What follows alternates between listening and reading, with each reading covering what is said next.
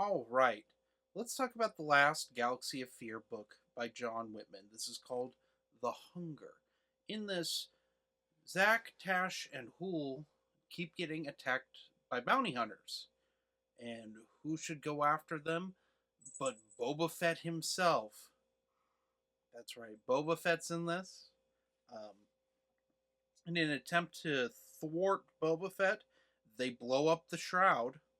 So now the Shroud is permanently gone unless they ever wrote a 13th book and they would somehow, John Whitman would find a way that the Shroud survived. But no, the Shroud's gone. It's gone. This is the final Galaxy of Fear book. DV9 makes an appearance again briefly. They come to him for help, and he gets them a planet that's just not controlled by the Empire. It's kind of unmarked, called Dagobah. So Zack, Tash, and Hool, they meet up with Platt O'Keefe. Platt O'Keefe, I should say. Platt O'Keefe is a smuggler from the West End Games material.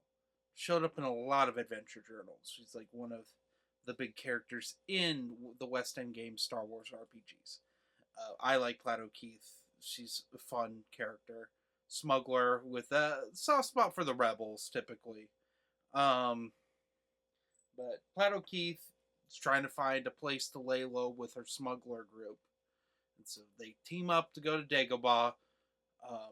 Hool wants to investigate what happened to a bunch of scientists that went to scout Dagobah that never returned like 30 years ago, 30, 40 years ago. So they get there, they run into like a bunch of nasty creatures, and they run into a group called the Children.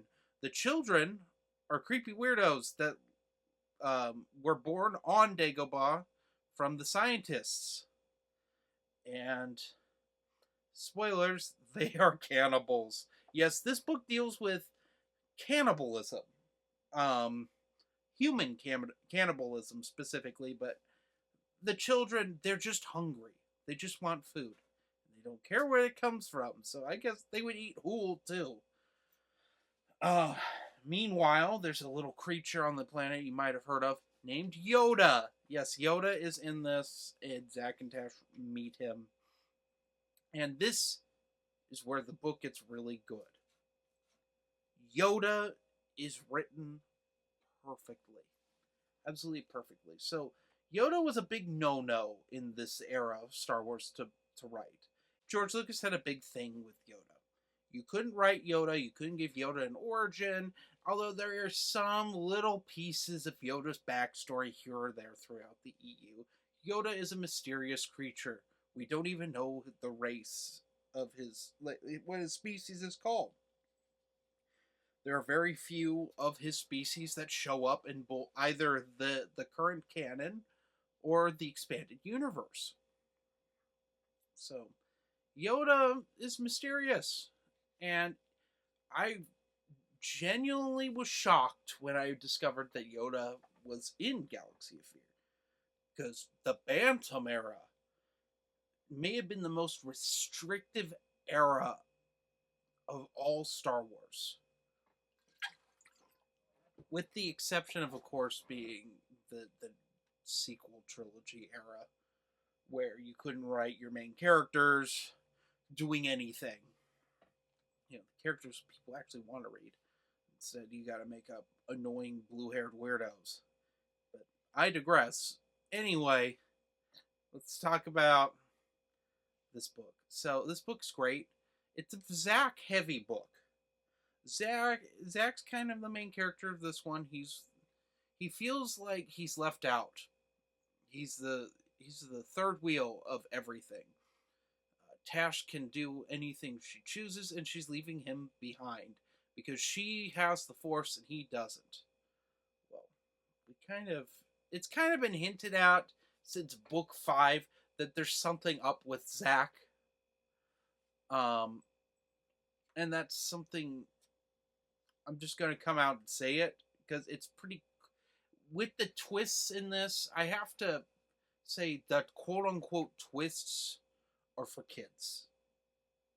Like, So, like, as an adult, it's pretty easy to figure out what's going to happen. Zack has the Force. I've been figuring Zack had the Force since Ghost of the Jedi. Um, he's not as attuned to it as Tash is because he's not as open as Tash is, and that's not specified in this book. But if there had been more, I think that would have been a story John Whitman would have written. Uh, Tash is infinitely more curious than Zack is. Zack cares about his technology and fixing things. He's very Anakin Skywalker in that regard. Whereas Tash is the scholar. She's the one that likes to read and study more. That's why she focused on the Force so much. She found out all the illegal information on the Jedi, that sort of thing. So that's going on. Boba Fett shows up on Dagobah, and Boba Fett's interesting here. The partway through the book, the children get the jump on Boba Fett. It does happen, people.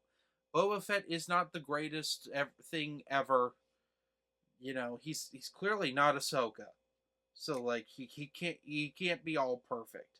So yeah, they get the jump on him, and I really like that once again, Boba Fett loses his armor in Galaxy of Fear, and we never see his face. I love that John Whitman kept that mysterious. That's pretty nice. I also like how Yoda. There's a scene in this where Zack and Tash, a couple of smugglers, end up being surrounded by giant spiders, and the smugglers are desperately fighting the spiders, and they get injured. Um, but Yoda walks up, and the spiders stop because Yoda reaches out in the Force and tells them that they're all not food. And it just explains how Yoda has survived for so long on Dagobah, because he's just in tune with everything. Also, the cave from Empire Strikes Back, of course, makes an appearance in this. I will not talk about that so much. Um, it's a requirement if someone goes to Dagobah in Star Wars, they have to go through the cave. If you played Force Unleashed 2, you know that literally there's a mission. You walk from one place to the other, and you just walk into the cave. You see some things, and you walk out. You don't even play in the cave. It's just a cutscene. It's a waste of time. Because Force Unleashed 2 sucks. But, like, it's kind of one of those things where too many people in this went to Dagobah. Yoda just had a bunch of visitors while at Exile. It's kind of funny. Matt Wilkins and I were joking about that, but really there aren't that many times. Dagobah was kind of a no-no during this time. I mean, there is some stuff in like West End Games I can think of, and there's stuff like referenced in the New Republic era of going back to Dagobah, like in Jedi Academy, the game they talk about that. But and there's the Tales story that explains what happened in the cave. But honestly, Dagobah's kind of mysterious and scary, and I love that this is the final Galaxy of Fear book. Um, I don't know what John Whitman would have done from here, because you know there's only so much you can do, because this really is like the last story before Empire Strikes Back. It's like right before it. We have had Zack and Tash showing up in the New Republic. I don't know. I think it's a shame that Zack and Tash and Hool never show up again, like as characters. They're referenced. As I recall, there are references to what, like them being involved in the New Jedi Order series, but we never see them. It's a shame. We know that, like, based on source books, at least I think both Zack and Tash ended up at Luke's Jedi Order. For sure, Tash is there. I don't know about Zack. But it is just a shame that we didn't get more, not necessarily more Galaxy of Fear. I feel like that concept is done with the Hunger, but like not getting more of the Aranda characters. Um, I really appreciate what Galaxy of Fear did as a whole. We can talk about the whole series here. I really liked the amount of expanding universe material in this. John Whitman probably puts the most EU that I think any children's author has ever put in, aside from maybe Ryder Winham. Because Jude Watson, Jude Watson would reference her own stuff. She wrote so much of it that she could just get away with just doing that. I mean, my gosh, she's probably the most prolific Star Wars author of all time, other than maybe Troy Denning.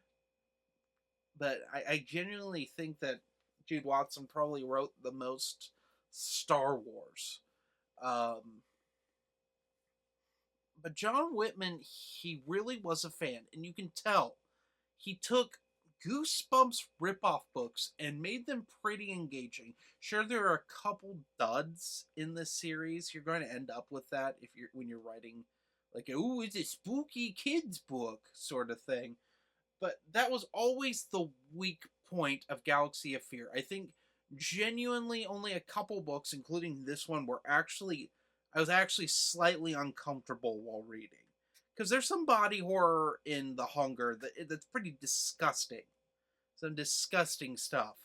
And I think Lucasfilm just let him get away with that because it was supposed to be a scary book. But yeah, it was just. It's kind of sad to be done with Galaxy of Fear. We can talk about his second project was a book series called Fairy Tales, where it was more of like fantasy, I think, sort of deal. But it was going to be Jaina and Jason when they were significantly younger than they were in Young Jedi Knights. He wrote two of them, but they never got published because by this point, you got to understand, this point, Galaxy of Fear ends in 98. So he's writing these books, fairy tales, in 99. 99 rolls around, we get the Phantom Menace, and Scholastic wants prequels material. Lucasfilm wants prequels stuff because prequels are the new thing. Prequels are the new hotness. And of course, we got Jedi Apprentice. Great series. But I wish we would have gotten Fairy Tales too. I don't think it would have lasted long. Probably not as long as Galaxy of Fear. Galaxy of Fear was the right thing at the right time. It's probably the most creative Star Wars kids stuff from this era. And John Whitman did stay a little while longer with Lucasfilm after this. He wrote some kids stuff, I believe some tie-ins to Phantom Menace, although I'm not 100% sure there. Don't quote me on that. But he stayed with Lucasfilm a little longer than just Galaxy of Fear.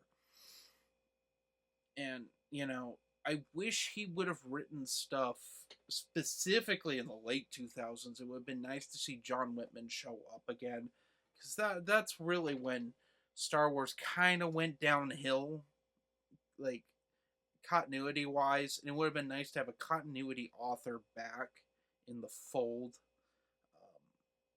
But I digress. Anyway, what would I give The Hunger? I give it 5 out of 5. It's well worth your time to check out.